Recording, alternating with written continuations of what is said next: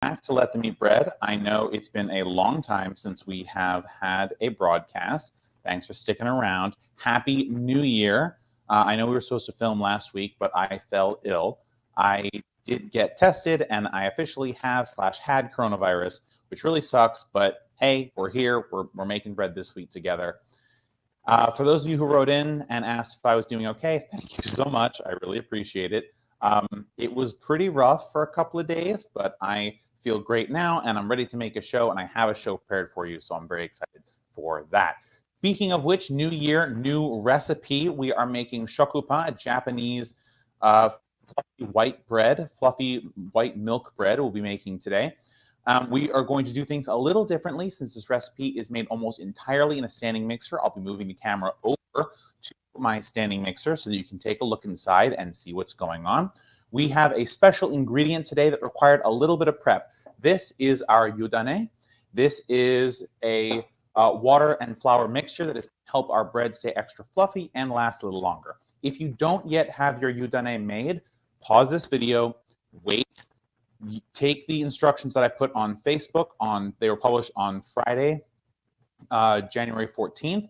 You'll see them on the Let Them Eat Bread Facebook page about how you make this particular part of it. Also, in the description below, there will be instructions on how to make the yudane. But the yudane has to be made beforehand. You have to make it the night before. So if you don't yet have it, you didn't make it the night before, I'm afraid you can't make this bread with me today. But don't worry about it. Just make your yudane and then play this video tomorrow when you are ready to make your bread. Okay, guys, I'm so excited. I have a bunch of stories. I have good news, bad news, old news, new news to talk to you about today. So let's get started. We are going to start with 150 milliliters of room temperature milk, just pouring that in there. Next up is our butter at room temperature. We're going to do 10 grams of unsalted butter, and just making sure we get all of that on there. Next up is going to be our sugar. We have 15 grams of white sugar. After that is going to be our instant yeast, guys. We're using instant yeast. There's 3 grams of that. Next up is our yudane. So you have to break this up into very small pieces. So you're just seeing that I'm making sure that every little piece of this is broken up so that we have a nice consistent amount of yudane. This helps us with mixing it all together when we get there. After that, we have our bread flour. For this, we have 200 grams of bread flour for this recipe. And finally, we have our salt. Now I'm using kosher salt. We've got 5 grams of salt here.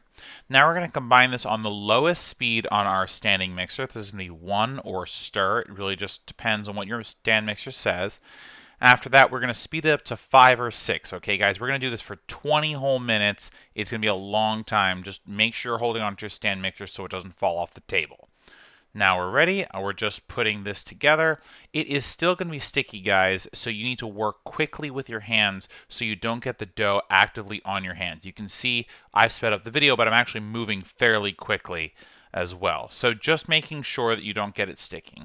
Now we're going to put it in an oiled bowl. You can see I'm just putting the tiniest bit of oil in this bowl here as I lubricate it as we get it ready for rising our bread. You really don't need a ton of oil here, guys. I'm thinking like a teaspoon is probably okay, and I'm using a fairly large bowl. So now we're just going to use our flexible bench scraper to get the dough off. It is still sticky. You can see that I'm trying to shove the dough underneath itself to get a nice top ball. It's going to be really hard because my hands aren't oiled. I recommend oiling your hands or watering your hands to do this process. After that, we are going to put it in the oiled bowl, and we're going to cover it with some plastic wrap, and we are going to throw that somewhere nice and cozy warm to get it rising. We're going to throw a towel over that just to make sure that we get the heat in. So I'm using my oven, and I'll explain why in just a moment.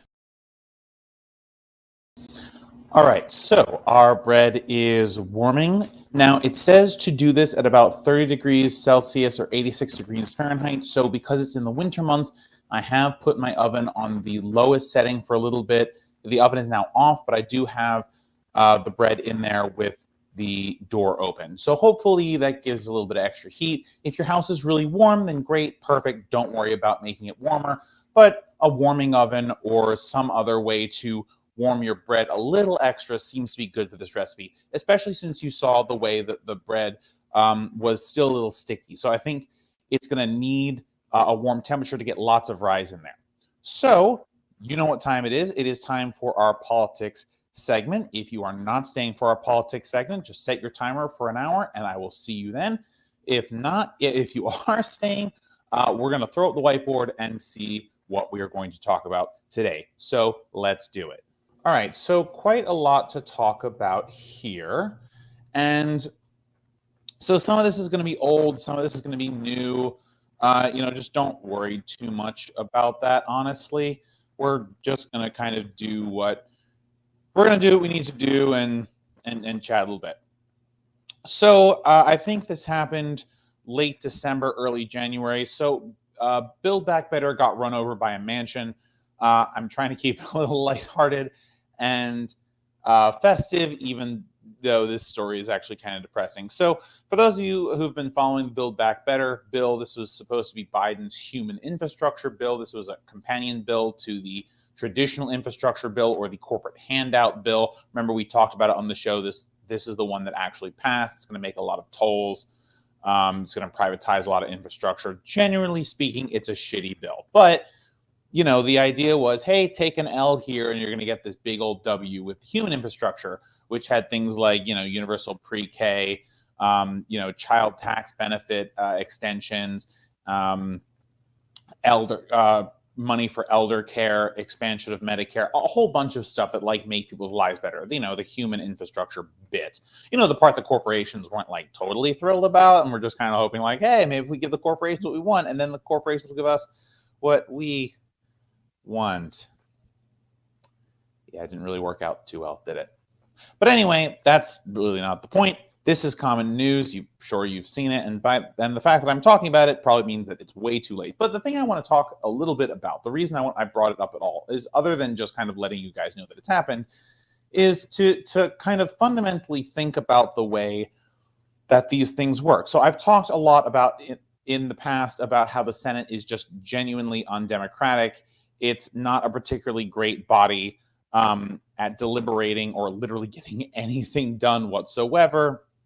But the truth is, this is in combination with another issue we talk about a lot on this show, which is money in politics. So when I say Build Back Better got run over by a mansion, of course, I'm referring to the infamous Joe Manchin of West Virginia, the Republican from that state, the senator there. And he is against this bill in theory because, it spends too much money, even though it's a total lie and bullshit. He approved the military budget, which is more than 3 times what this bill recommends. Anyway, we're not here to debunk his lies. He's a big fat fucking liar, and that's just life. He's also a corporate stooge and will do essentially whatever the corporations want. As I mentioned earlier, corporations weren't such a huge fan of this bill, so therefore bill's not going anywhere. But an additional thing is he is invested in a coal company. He is a modern-day coal baron in and of himself, and Build Back Better had some climate provisions in it, which would, in theory, maybe kind of lead to the phase out of coal. Although there was no such explicit language in the bill, it really did seem like there was going to be a push to give this credit to companies who adopted new energy technologies and to apply tiny little punishments to companies that used fossil fuels or fossil fuel companies, essentially trying to create market incentive for people to move towards renewables, which, by the way, is not the way that we should be moving to renewables. We should actually use the power of the state to forcibly move to renewables. Our planet is dying. I don't give a shit about your free market economy. I just don't, okay? So the way this has gone about, I think, is totally wrong. But look, it was going to be a piece of climate legislation. It was going to be helpful, at least a little bit. And Manchin voted down. But he didn't just do it for any old corporate interest. He did it for his own corporate interests. So the thing that's kind of interesting about all this is that this story is actually an intersection of a lot of stories we'd covered. Obviously, the usual money in politics bullshit, the undemocratic nature of the Senate, that one senator can essentially kill a bill that 80% of the country is pretty much in favor of. And it also brings in this a story that I don't know if I've mentioned, but has started to gain some headway. Hey, why is it possible that legislators can actually own private anythings, right? So, right, the way we've talked about private property, right, with essentially the capitalist class owns private property that they rent or lease to us or buy our labor or whatever to make more money. Joe Manchin is a capitalist. He literally owns a company. He is a capitalist in the traditional sense of the word. He owns private property. He owns shares of that. So he's going to be a servant to the thing that makes him money, right? That's the whole point of capitalism, is to make more money, to make more profits, right? This is very basic fundamental stuff. So how can we expect our representatives or senators or what have you to make decisions in the public interest if they can have essentially other obligations, right? And this kind of underpins some kind of chattering and movement we've heard in Washington. Don't get your hopes up, people. It's not going anywhere. But about, forcibly putting these ownership ventures of Congress people into blind trust, or just getting rid of them altogether. I mean, when Jimmy Carter ran for president, he had to sell his peanut farm, right? That's always the example that people kind of talk about is, hey, if Jimmy Carter had to sell his peanut farm because there was a chance someone could use it for corruption, why doesn't everybody have to get rid of their obligations, right? And so, of course, this would make you a public servant. And there's a lot of chatter about, do we pay them more to incentivize this? Look, in this system that we live in, this capitalist system, not all jobs are going to be rewarded as well as they should be. And look, the simple solution is pay people more. And in general, that's true. Our representatives and Congress people and senators, they already make a lot of money. If you just a rinky-dink, run-of-the-mill senator or representative, you got nothing else going for you, you're making $174,000 a year. Now, it's true, you have to live in two cities effectively, but, let's say, even if that eats like a whole third or half of your income, you're still making, more than $80,000 a year. That's good money. Like, sure, you're not going to be rich, but the point of running for Congress, the point of being in Congress is not to get rich. The point is to become a servant to the people, to serve the people, to make our lives better. And hey, look, if you do all of that, maybe we won't scream so much if you want to raise your own pay. But the solution, in my opinion, is actually not to start out by saying, hey, here's the carrot if you kindly give up your stuff.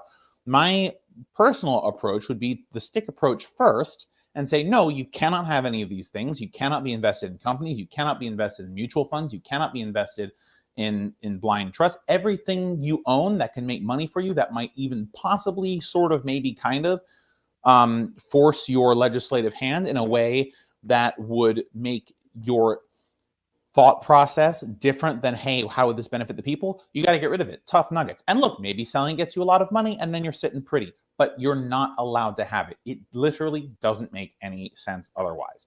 So, it would be nice if there was a bill or a law that did something like this. The truth is, it's going to be almost impossible to get something through Congress, not just because Congress is fickle and stupid and won't do anything, but think about it from a game theory perspective, right?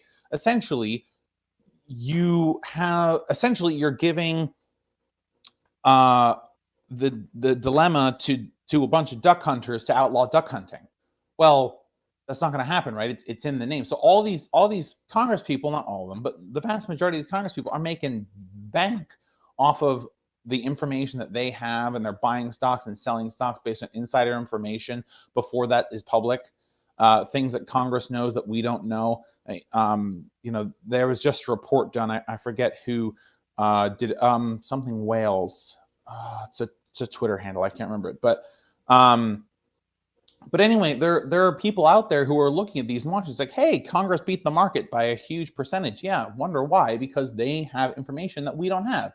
So essentially, what needs to happen is we need to, if we're looking to do this for real, we need to do it at like a state level, right? We need to make it so that, hey, if you're going to run for office, in part of your eligibility to run, because the states actually determine who's eligible to run for office at the federal level, hey, in order for you to be eligible to run for Congress or Senate or the president from this state, you have to give all this stuff up. Now, sure, maybe we can do the blind trust route for now and then transition over into not having any of it. But you need to put in legal writing, legally binding, that if you win this election, everything you have, it just goes, right? It goes to a blind trust or it goes somewhere else, but you can't have it in your life to influence you. And this way we can get around Congress, because Congress is not going to stop themselves from enriching themselves, right? It's obviously not going to happen. So if we do it at the state level, now mind you, there's corruption at the state level too, but if we make it at the state level about forcing Congress to do it, we may then be able to use a long-term strategy once we force Congress into this position to change the Constitution or to get the states to do it by federal law, which would then supersede all these state laws, to say that, hey, if you're running for public office regardless, you can't have any of this, right? So I think the solution is actually a much more long-term one. I don't think you're going to get anything through Congress having to do with this. I think it's silly to pretend that these chitterings about, oh, John Ossoff's bill or Josh Hawley's bill, about Congress people getting rid of their stocks. Look, man, the vast majority of Congress is corrupt. They're not going to vote for this. They're just like, why would you vote against your own self-interest? Now, people do it all the time, but senators and representatives, they're not doing it, right?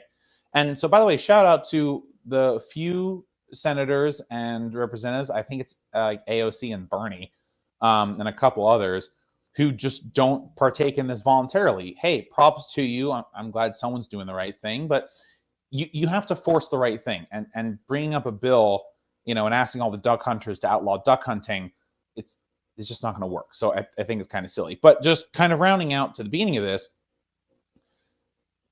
if there was a situation where we were in the future and we had already kind of passed all this stuff and made it so that no one could have these ulterior financial motives, I think Build Back Better would have passed, right? Because in that area then, outside of the regular corporate bullshit, I think you actually do get representatives who are a little bit closer to what the people want. They're not paying so much attention to their own portfolios, how much money they are making.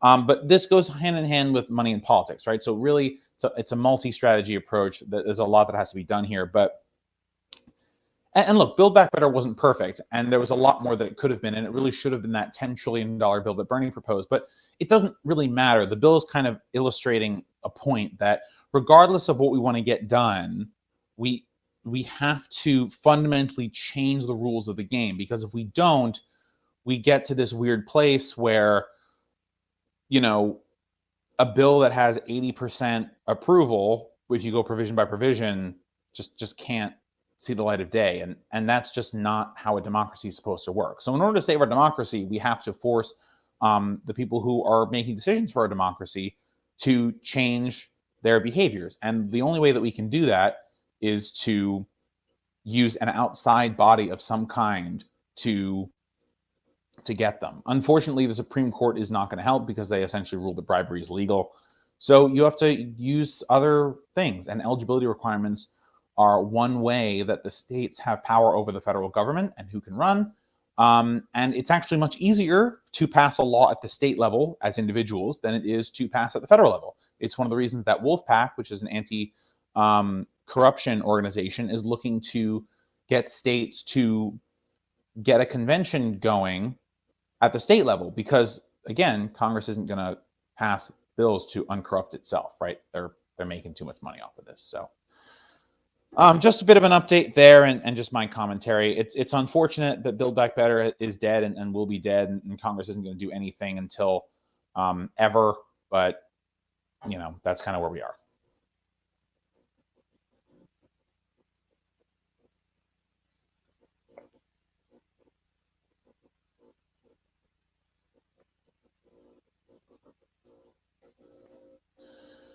So speaking of things that can be done at the state level, we have some great progress coming out of California. So you're probably aware at this point, but CalCare is a bill that's been proposed in California. It's essentially like a Medicaid for all system. And I say Medicaid because Medicaid is the one that is done at the state level, as opposed to Medicare, which is administered at the federal level.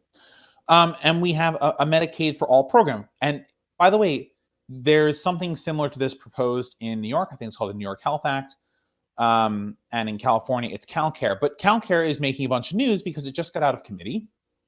Now, mind you, there's still a long way for it to go before it becomes law. It has to go through, readings in the assembly, and then it needs to be reviewed and voted on, and any amendments. And there's a whole process. But I don't want to get into the nitty gritty of that. I'm titled this segment "What's Next for CalCare," not because I'm going to go through like each individual stage of it, but I want to talk about the implications of CalCare and especially what would happen if it passed. So California is one of the largest states by population. I think it is the first or second largest state. And what this means is that there are always a lot of eyes on what happens in California on a state level, because there is a domino effect that typically happens when a couple of states try something and it works. Other states, in many cases, will go along with it or do something similar. Now, CalCare, as kind of a Medicaid for all system, I don't know if it'll cause so much of a domino effect, because healthcare has become a very politicized issue. But you could start to see, I mean, if you get California and New York doing it, at the same time, I think you really start to build the case for, hey, we could create a Medicaid for all program, which, by the way, would also put pressure on Congress to move forward a national health care bill. Now, mind you, it'll also put pressure on the other direction, right? You'll have insurance companies, and I'm sure there are insurance lobbies now in California and New York pushing hard against this now. But you start to create conversation and dialogue, and just like other things that California has been a pioneer on, such as electric vehicles and marijuana legalization and things of that nature, you start to see other states kind of adopting or playing with these ideas. So it'll be interesting to see what happens. I'm actually very excited to see what happens with CalCare. Now, because this isn't going to referendum, this is going to be trying to pass in the California Assembly. I believe there are strong money in politics issues in California, so it will be really interesting to see what happens. But in the meanwhile, we have this idea. We also have this idea in New York. Now, forgive me because I didn't look up where the New York bill is as of now, but I know that it's been around for a while. And now that the IDC, the kind of conservative conglomerate in the New York State Senate, has been gotten rid of, you can thank Andrew Cuomo for that, not the getting rid of it, but it being there in the first place. We have a lot more movement. We have a lot more that we can do in New York. And so because New York and California are so big and they're such large economic hubs, if you start to see, hey, it can work here, with all these people, it's entirely possible that other blue states and even purple states may look to do this. I actually think once the math is done, a Medicaid for all program will actually save money for the state. Obviously, it will cost more money at first, but I think over the long term, we'll start to see that these programs are actually fairly sustainable, if not wholly affordable.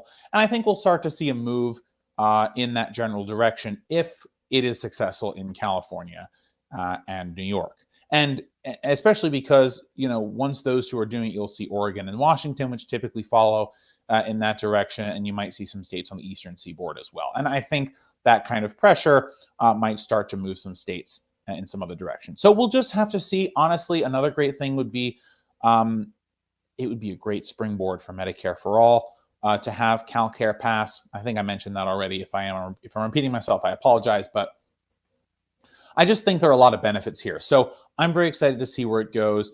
I'll keep you posted. Hopefully it passes and we can do a little bit of celebration on this show.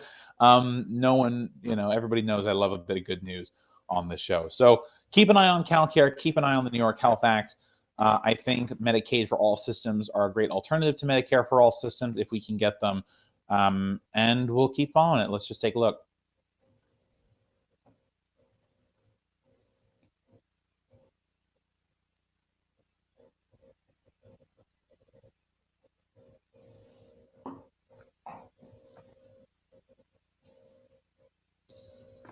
the timer? Nope, I did not. But I did do. So I've got. Can't remember 38 minutes? No, 42 minutes left. Yeah. Okay.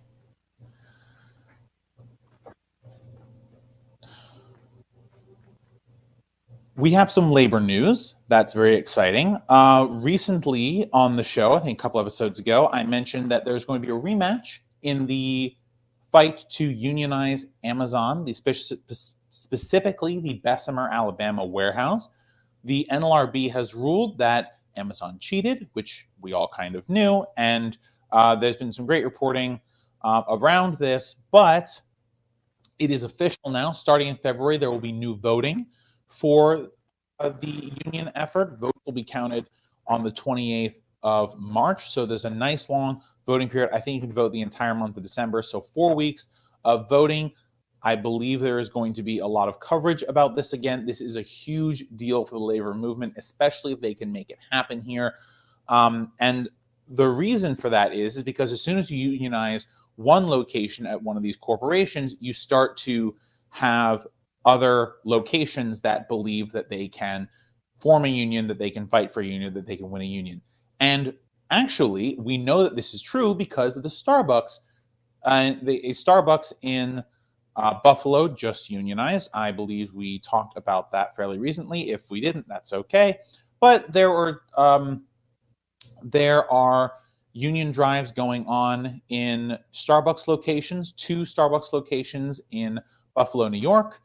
Genesee Street is the second one, and I'm forgetting the exact location of the first one. But either way, now that those 2 have successfully become unionized, a bunch more Starbucks locations have actually started to apply to the NLRB for union recognition. So, these companies are trying really, really hard to make sure that you don't get the first one, because once the first domino falls, it becomes very easy to see that, it's possible, we can do it. And more people are going to be excited to do that, especially with companies like Starbucks and Amazon who treat their employees like shit anyway. It just becomes that much more of an incentive to say, hey, we should get a union. And it's very exciting stuff. And not only is Starbucks slowly becoming unionized, but there is union action at the first ever union Starbucks. So they all walked off the job. One of the employees tested positive for coronavirus and didn't want to infect the rest of their colleagues. A couple other colleagues fell ill. There weren't enough people to man the shop safely. But Starbucks told them, hey, you have to keep working as long as we have the minimum number of people we can keep working. And they said, no, we'll not do that. And they walked off. And they had the power to do that because they were unionized. They organized a strike. They called on the strike. And they're not going back to work until they feel that they are safe. And this includes getting PPE, making sure shifts are adequately supervised, making sure that people don't have to work when they're sick. I mean, this is really exciting. And it shows you how powerful it is to just get the union in the first place. I mean, if you think about it, the amount of time that they had between actually becoming a union and striking, I think was like 2 weeks, maybe even less than that. So you can actually, once you have a union, you can exercise the power of that union right away, which is really, really exciting. So there's some great positive union news there. The strike, the Kroger strike has just started.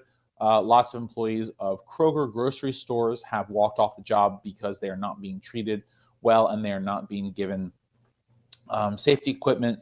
One of the things they were also asking for was, I believe it was a resumption of hazard pay. Don't quote me on that, but I'm pretty sure that was one of the demands. But you see that in this situation where work is so precarious, where jobs are, when workers have the upper hand, for the first time in a long time, we really have workers saying, hey, I don't feel safe at my job, or I don't feel comfortable at my job, and I want protection. A union is going to help you do that. And by the way, this is especially important. I know we talked about the tornadoes a couple of weeks ago, and what happened when corporations were telling their employees, oh, you have to stay at work, and then a tornado came and destroyed their building and killed them.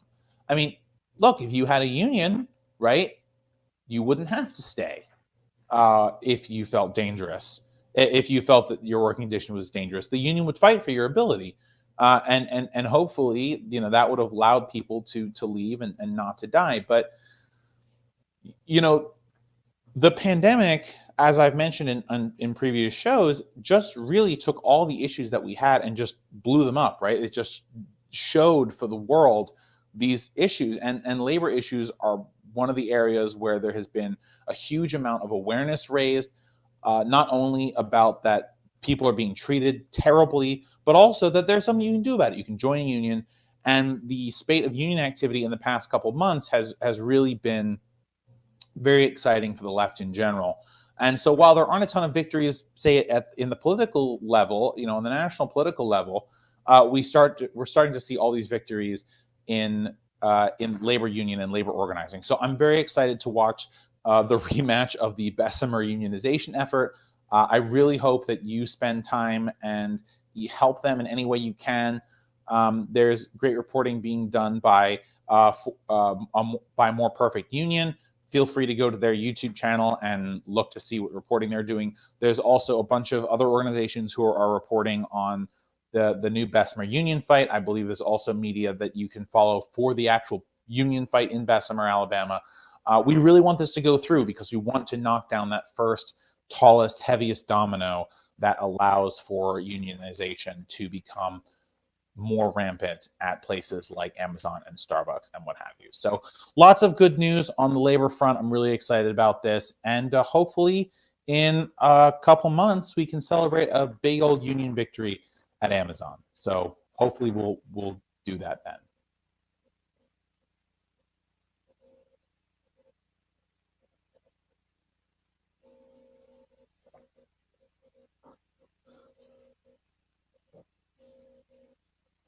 So you may have heard that over the course of the winter holiday, I think literally last week, I-95 froze in the DC, Maryland, Virginia area. I believe it was just south of DC. A strip of road froze, and because it was not salted, because the road was not salted, 2 tractor trailers jackknifed, which caused the entire road essentially to be closed down. People got stuck in traffic, including Senator Tim Kaine, who was trapped in the traffic. People were trapped for over a day.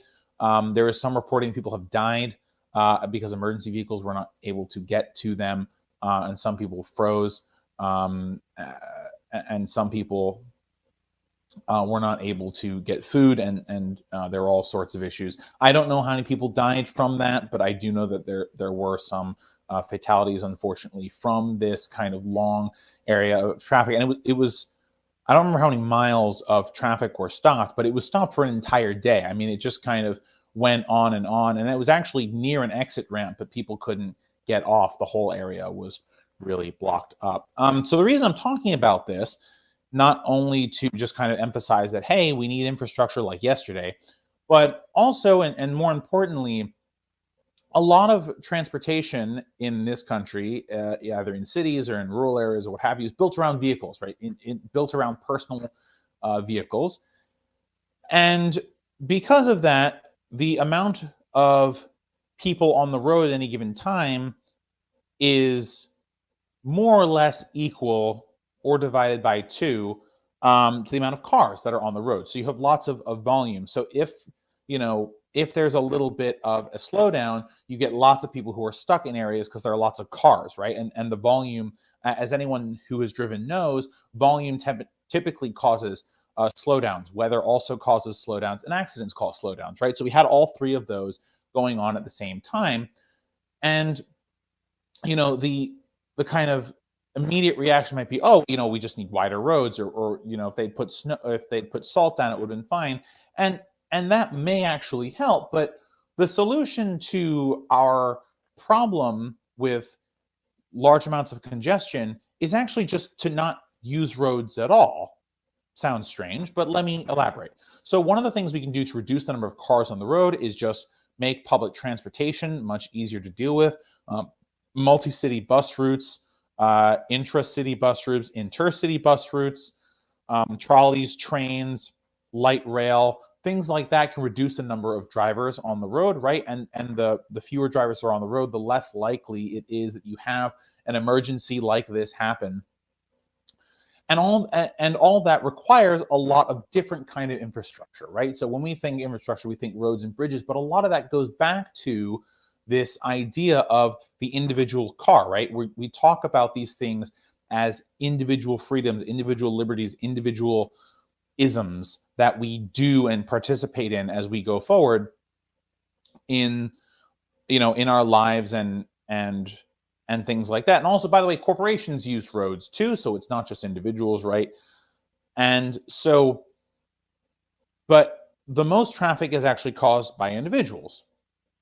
By the way, on a side here, right, when Uber and Lyft came around and a lot more people were driving cars to different places, it actually created more congestion because there were just more cars on the road, right? So you don't need an Uber or a Lyft to kind of create your solution to having issues with traffic. The solution is actually just to use roads less, and then there's going to be less traffic. And you can do this, as I mentioned, by creating all these other types of collective infrastructure, right? So if we thought about infrastructure from a collective point of view as opposed to an individualistic point of view, we would think more about these solutions that would get people where they need to go, and would allow us to have fewer cars on the road. And by the way, just actually building out the infrastructure is not good enough, right, for this particular scenario that I'm talking about. You also need to make it cheaper, free. And actually, I would say free. It should be totally free to use trains, light rail, trolleys, buses, and things like that. And all that should just be run by the state, right? We should pay taxes, obviously based on our incomes, progressive taxes that make the rich pay their fair share, yada yada.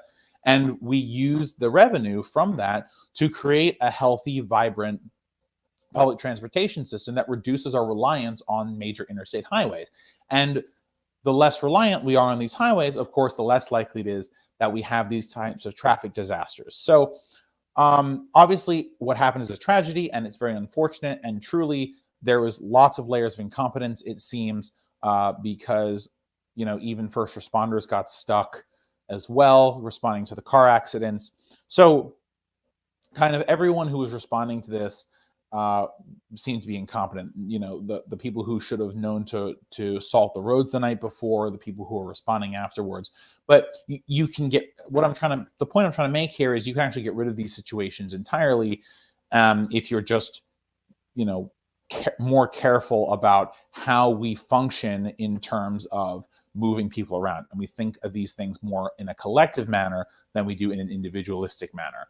And my hope is that as we move forward and as it becomes clear that we cannot all have individualistic modes of transportation, one, because of the climate crisis, but also because it's just wholly unsustainable, that we actually start to think about collective infrastructure and we create scenarios where, it is fairly easy to get places and cheap to get places, and you can rely on the public transit systems to do that for you, as opposed to thinking, well, the only way I can get somewhere efficiently is to get in my own car and drive there myself. We will still need individualized vehicles, most likely, because there'll just be some places where buses and trains and things don't go. Fair, right? And there'll be some situations where you don't want to walk afterwards. Totally fair. And there will very likely still be some level of individualized vehicles that happen, but that are used. But we can significantly reduce our reliance on them, and that would help make sure that these types of situations, like we saw this past last week, don't happen. So I want to talk about two tragedies that occurred this past week, one in Brooklyn and one in my hometown of Philadelphia. Two apartment fires took place. In the Brooklyn one, there were, in both buildings, there were several issues about fire safety equipment. In the Brooklyn building, there were fire safety doors that did not close properly. And just for those of you who don't know, a fire safety door is a door that can be propped open, like with a magnet. But when there's a fire, the door is weighted so that it will close automatically and the magnet stops working. So essentially, this allows the door to close automatically without anyone being involved. What these doors, now they don't lock. What these doors are meant to do is to prevent the fire from spreading for a certain amount of time. to allow people on the other side to get to safety, essentially there to buy time. Additionally, in both buildings, there were complaints that the fire alarms did not go off. In the Philadelphia case, for example, people died from smoke inhalation because they just didn't know that there was a fire going. However, both buildings had been fairly recently inspected, and this presents a large issue. One, because it obviously looks like there's some malfeasance or some negligence on the part of the municipalities. But what's interesting is in the Brooklyn case, the building was public. They're both public housing, but the public housing building was actually being run by a private corporation. And as I've said on the show over and over again, a corporation only has one job, which is to make more money for the people who own it. And when you're running public housing, there is really only one way that you can make money. Now, if you're a landlord, you can raise rents, but for public housing, you can't really raise rents. A lot of the times, the rents are set by the municipality. So the only other way to make money, because the rent coming in or the contract money coming in doesn't change, is to simply reduce costs. Now, you can reduce costs by having fewer people on staff, or you can reduce costs by just doing the absolute bare minimum to pass your inspections and to keep your contract going, right? And this is a terrible incentive for, I mean, literally anything, but especially public housing, where we're expecting this service to provide housing, which should be a fundamental right, by the way, to those people who can't otherwise afford it. And it kind of exposes, both of these examples kind of expose, how the poor are not vilified, but are considered of low moral worth. So these units just have to function at the bare minimum level. And as long as they do that, we don't pay a lot of mind to it until these tragedies come up. Now, I really hope that the individuals who are, the survivors of these families who lost people in these fires are able to get some level of recompense, of compensation. Obviously, it won't bring their family member back, but we need to start thinking about public housing as something that should be, available for anyone who needs it, but also just be good quality housing. There's no reason that a service for the poor should be any less than a service for anyone else. And I think part of it is because, and especially in America, and I would be curious to hear if this is the case in other countries, we essentially take your economic worth and we equate it with your moral worth and say, not explicitly, but if you're poor, whatever, you can get the absolute bare minimum for something and it's fine. But we revere rich people and, services for the rich people, like, if you're doing this for a rich person, then, you got to make sure it's right, or this and that and the other thing, because those people have power, right? And by the way, in a capitalist system, that is how power works, right? So if you have no money, you have no power. If you have lots of money, you have lots of power, and everyone in between, right? So really, we need to think about these services as being kind of collective endeavors. And, when I'm going back a bunch of episodes to when friend of the show, Lauren Ashcraft, was on, we talked about, if you had an issue, wouldn't you want services? Wouldn't you want your government to be there for you, right? And we should think about public housing the same way. Public housing should be hey, if you need it, it's there for you, and it's good, it's decent quality housing. You don't have to live in squalor. You don't have to live in bad circumstances. Obviously, the goal should be to get people out of public housing as soon as is reasonable for them, but there shouldn't be pressure to get them out, right? And there shouldn't really be rents. It should be free. But we should also, have opportunities to create living situations that make it okay if you fall on hard times, right? Sure, we don't want people to be there for a long time, but if you get stuck there, and some people, look, no one's poor on purpose, okay? No one lives in destitution because they want to, especially in a system like this one where everything is money-based, right? Everything revolves around money, your worth, seemingly, and all these other things too. It's very frustrating that the system that's supposed to support you if you fall in hard times, because the system is vicious, they aren't good. So there's almost like an added level of fear there that, hey, if you do fall on hard times, well, there's really bad stuff coming out there for you. So you better make sure that you keep your head up. But it's not always possible for people, right? There's poverty is often chronic or cyclical. So we need to make sure that the services that we put out there for people who do fall on hard times or are constantly on hard times are safe. And by the way, have you ever seen something like this happen in a unit of condos that are expensive, or in a nice luxury apartment building? No, of course not, because the people there know that if something goes wrong, there are people with power on the other end of it. Whereas we don't grant that benefit. We don't grant the humanity, the dignity to people who are poor.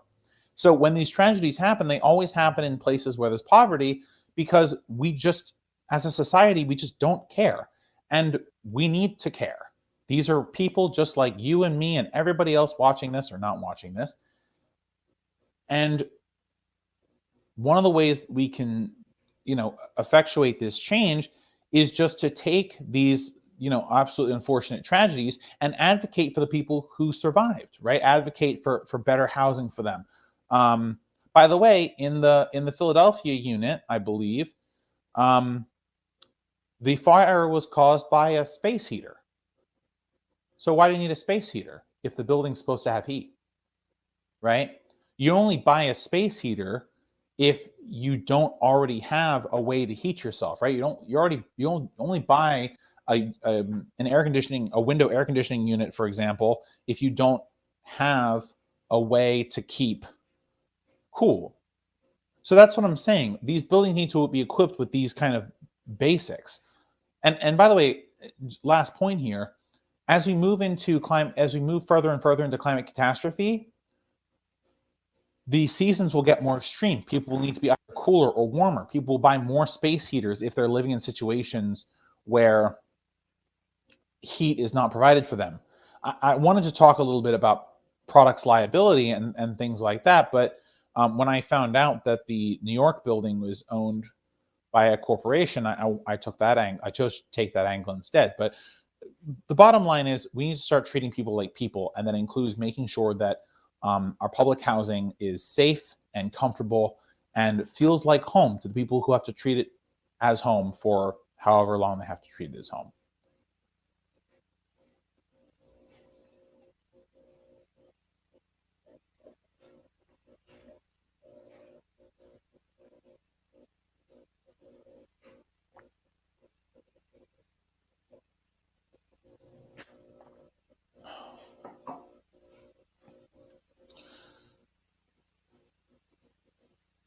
So there seems to be a new angle in the culture war. For those of you who are not online all the time, bless your hearts.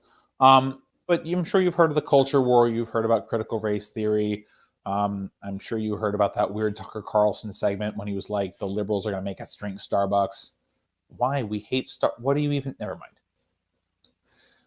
But you know the culture war stuff. It's essentially what politicians do now instead of giving people stuff they need, like food and money, and just like other shit that we need, like roads and bridges. But essentially, this is where the political discourse is coming, and critical race theory was a wild success on the right. Lots of people were talking about it. Bills are being passed at the state level about critical race theory, even though literally no one is being taught critical race theory at the state level, especially like in high schools or grammar schools. It just isn't happening. Critical race theory is something I studied in law school. It's something you study at post-secondary education, graduate education. It doesn't exist but it's like saying the word woke, right? Now everything is woke or not woke or what have you. So you get to this situation where we're end up fighting about these immaterial things like critical race theory or wokeness, and we stop fighting about things like labor rights and your right to a job and your right to a house and other kind of material based interests. Anyway, the reason I bring all this up is because, as I mentioned, critical race theory was a great success for the right wing, and now they are taking critical race theory to the next level. That's right. Get ready for critical energy theory. Now, what is this? Who knows? Well, luckily, Mike Figueredo from the Humanist Report knows, and in one of his segments this past week, he was talking about critical energy theory. And this is where state lawmakers who are beholden to the fossil fuel industry are going to essentially say that critical energy theory is this lib plot to get rid of oil and gas and coal and replace it with renewables. And so they're now going to be passing these laws where, like, I guess they're going to stop people from talking about renewable energy or talking about it in schools and things. I'm not really sure what the exact details of this are going to be, but the exact details are not actually worth listening to. And if you want to listen to the Humanist Report talk about it, there's a video on that channel that you can talk about. The reason I brought it up actually is I want to talk a little bit more about this whole business with the culture war. And the thing that's kind of interesting to me is being kind of as well versed in politics and policy as I typically am. Critical race theory, critical energy theory was kind of shocking to me at first. The whole purpose of politics is policy, right? Like, it's right there in the name. We've talked about it on the show before, that the end goal of any political anything should be the enactment of policy, right? So, I'm a socialist. I'm going to advocate for policies that make the life of the worker better and that ultimately hand the productive levers of society to the average person instead of the capitalist, right? That's kind of my thing. But what's interesting about, the culture war and cancel culture and wokeness and critical race theory and critical energy theory is that none of these things actually move us in the direction of materiality at all. And I actually think the culture war is slightly different than what are called social issues. Because social issues, oftentimes, they have to do with an individual's rights. They have to do with an individual's access to a public good, whether it's voting or good quality schools or higher academic institutions or better paying jobs. I actually think there is a materiality involved in social issues. And I don't like the idea that you pit social issues against economic issues, which are kind of the hard numbers, things like, wages, hours, vacation time, sick leave, and that kind of stuff, right? There is actually a materiality involved in a lot of these issues. Abortion is actually a great, great example of a quote unquote social issue that actually is material in its in how it plays out, right? So the people who typically have abortions are younger Black and brown women, and this, by the way, is a factor of economics. Part of it is because unfortunately this race is often a proxy for class. It's not perfect, obviously, and Jen Pan did a great segment on Jacobin about how that's not always the case, but it does tend to happen to people who are poor, and oftentimes Black and brown individuals are poor. And rape as a violent crime typically happens to those who have less financial resources. But, by the way, rape happens to all sorts of people, but it just so happens that wealthier individuals who are often white have the ability to go to places where abortion is legal and get an abortion if they want one without any muss or fuss.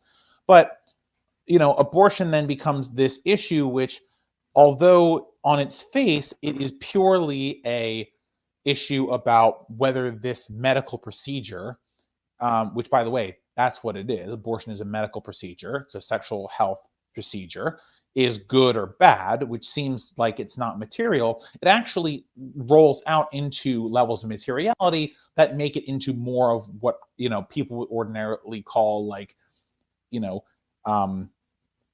an economic issue. So I don't like the idea of like taking social issues and economic issues and running them separately. I think the real divide is between economic and social issues over here, and actually kind of this culture war stuff over here, right? And one of the ways that I can best illustrate this is with cancel culture. Cancel culture is hilarious because 99.5% of all the people who are ever canceled they're fine. Like they start doing stuff after a week, or their career is not impacted at all. I mean, the idea of canceling someone in theory, right, is that you use the bully pulpit, as it were, of mass media to force someone to end their career because they've done something terribly heinous. But a lot of the times, these people who are being canceled are rich and famous. And even if you were able to end their career, they got money for days, and they just have to wait under a rock for long enough for everyone to forget. And then they can go do ads for, whoever they want to do ads for, or some other venture that would get them lots of money, right? So cancel culture is this thing that you're supposed to be able to use the power of mass media to right injustice and things like that. But almost all of it's bullshit, because as soon as someone's been canceled, they just wait a little bit and then they come back and everyone's forgotten about it. And the few people who do remember aren't enough to actually make any economic impact in their lives. And on it goes. Critical race theory, it's another thing about the culture war. People are passing bills about it, but these bills and things don't have any material effect on people. Now, true, it does appear that some of these bills are rewriting the history of the United States, and I think there is some cultural significance there. But that's what I'm talking about, right? These are the culture wars, because that's all it is. There's no economic component to any of what's going on with the issues that kind of fit into the culture war. And actually, one of the reasons that I think the major political parties are starting to move in the direction of these culture war issues is because they are so bought and owned by the donor classes that they don't really have anything else they can offer to you and me and the regular people. So if they get us arguing over this bullshit that literally has no tying to economics whatsoever, then everybody wins. The Democrats win because they're fucking losers anyway, and they don't have to then do anything except for kind of virtue signal on these issues. And the right is so bought and owned that they don't have to, all they want to do is cut taxes for the rich, and they've pretty much done that already to the extent it can be done. I mean, the rich pay some taxes, but it's pretty much nothing. And so they don't really have anything to offer their base either. So now we get these kind of professional political classes and professional consultants talking about these niche issues that don't affect anyone. Meanwhile, the rest of us are out here with bad jobs and bad wages, and it doesn't affect us. But we have these gut reactions to them because, either we feel a particular kind of way, or the issue is devolved into some kind of way that we don't like. And you feel compelled to have an opinion on these things, even though they don't matter. And then you get distracted with that. And that's all this is. It's just distraction. But in the meanwhile, first of all, capitalism keeps on churning, and the people with all the money continue to have all the money. And two, you get involved in these things that just don't matter whatsoever. The thing, and last point here, I think kind of comparing abortion and cancel culture are perfect here, because the right doesn't really talk a ton about abortion anymore. You don't see national politicians going on about abortion so much anymore, but you do see them talking about cancel culture and wokeness and these things. And originally it was, hey, we're going to talk about these social issues so that we don't talk about economic issues. But now that there's I think a decent understanding that social issues are also economic issues in their own way, that they are tied to economic materiality, now we have to go to the culture war issues, because there's really nothing there that can hurt our donors. But we'll keep getting us into office so that we can make out all the money too. We can make out like bandits too. We just have to keep getting the people frustrated about this bullshit so that they'll get angry at each other and not angry at us who aren't doing anything for them. So, I know this segment kind of started about talking about this critical energy thing, but for me, it's just a microcosm of how American politics has been shifting away from materiality for years and years now. And I don't really know what's going to bring us back, but I know people are hungry for it. And Bernie Sanders tried, and Trump did it a little bit too, but we need someone who actually understands what's going on with regular people and runs with that. There are rumors going that Marianne Williamson is going to run for president against Joe Biden. And she, in her campaign, she talked a lot about the material. So I really hope she didn't talk a lot about the culture stuff. So I really do hope that even if she runs, and there's no way she's going to win when she runs, guys. So just FYI, but she's able to bring the conversation back towards materiality. And even if Biden does win a second term, which is looking unlikely, there is a significant amount of pressure there to deliver materially for the people. And that's really what we need. We just need pressure for material material things to be delivered, because right now there's no pressure, and without that pressure, obviously nothing's getting done either. All right, so I am going to be I'm making a double recipe, which is why I am buttering 2 tins. This recipe I'm going to post below only calls for 1, so feel free to only butter 1 tin. Also using an 8x4, even though I'm using a 9x5. All right, so the big reveal on our dough. It looks great. We are going to just get that back on the table here, and we're going to knead the air out of it real quick. All right, so now that we've done a little bit of kneading, we're going to try and just incorporate the rest of that oil. You'll see a tiny oily residue at the top of your dough. Don't worry about this. It will fold in really nicely and neatly. Okay, the dough will still be a little sticky, but that is okay. It's expected. We're just making sure this is a top ball so that we can weigh it out and get the right measurements. All right, so we are going to divide our dough into 4 balls, and then we are going to cover these with a wet paper towel and let them rise for 20 minutes, okay? After these are done rising, they are a little bigger, we're going to keep our wet cloth because we're going to still need them, and we are going to engage in this process where we actually flatten these out. So using a rolling pin, you're going to flatten these out to 8 inches by 6 inches approximately. I'm having a kind of a tough time with it, just kind of ignore my struggle here. But essentially, you're going to have to do this for all of them. So just pay attention and make sure that it's as squarular as possible. Remember, 6 inches by 8 inches. Okay, I'm just measuring that there. And then carefully, slowly, and without getting air in between, you're going to fold in the long side so that you end up with a rectangle that's about 8 inches by 4 inches. Okay. And then once you do that, you're going to go to the long end and roll that up as tightly as possible, making sure that no air creeps in as you push this in. So you really want to push down tight with your fingers. All right, and you're done. We're going to do that with all 4 of these, and then we're going to take our 2 doughs and we're going to have them face each other. We're then covering them again with our wet cloth, and we're going to let these rise for 30 whole minutes before we do anything else with them. All right, so this is optional step, but if you want to, and I'm going to do it, I'm going to paint my doughs here with some egg. This is going to give them a nice look when we're done. You'll see on the closing how it you can see the egg on these as we go. So it's important to note that because I'm using a 9x5, these didn't rise up as much as they probably should have, which is totally okay. You should probably use an 8x4 for this. This will allow for the doughs to rise into each other and raise up.